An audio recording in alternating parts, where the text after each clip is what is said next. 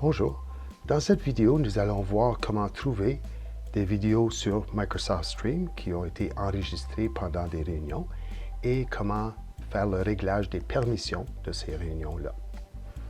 On commence ici dans notre équipe de classe où nous avons eu le rendez-vous ici pour une réunion et les élèves et les autres enseignants, s'il y en a, ont cliqué sur ce lien-là pour se rendre à la réunion.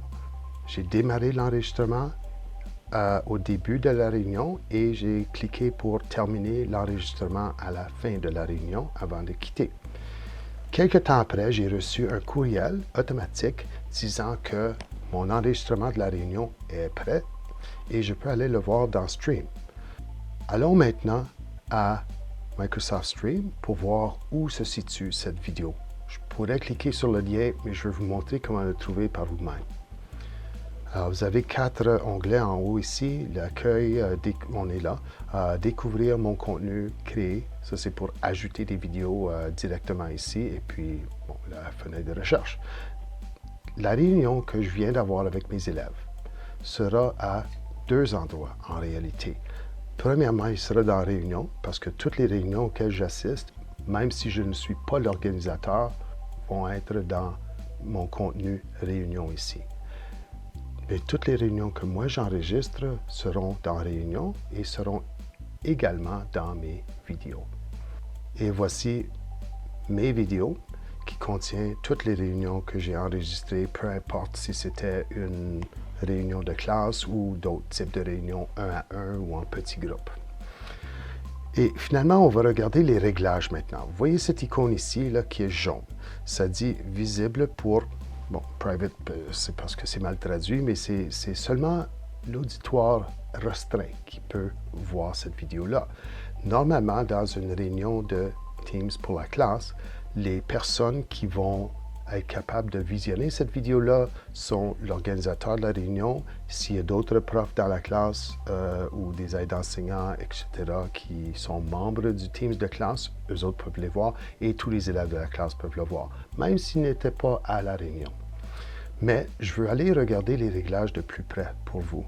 Ici, il y a 3 colonnes. La première colonne, c'est le nom, description et puis la langue de la vidéo, etc.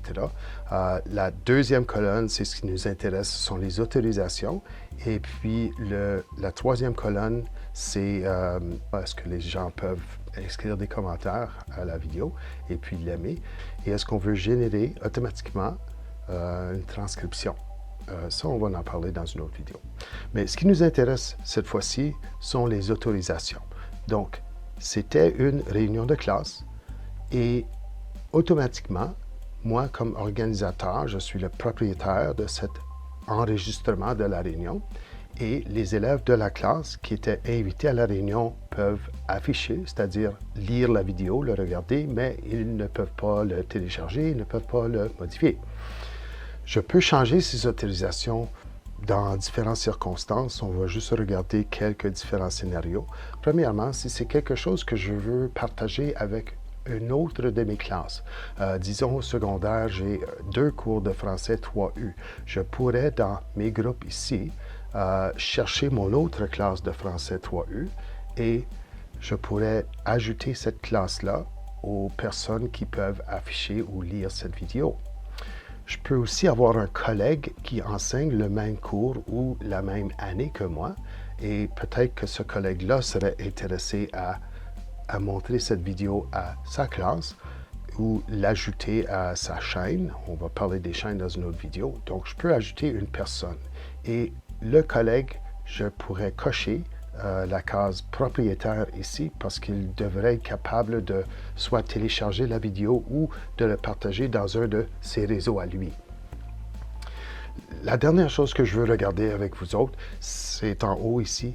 Il y a une case à cocher pour autoriser toutes les personnes de votre entreprise à regarder cette vidéo. Alors, ça, il faut vraiment y penser. Est-ce que vous voulez bien que tous les employés et tous les élèves du conseil soient capables de voir cette vidéo-là ou est-ce que vous voulez garder ça à votre petit groupe restreint ici?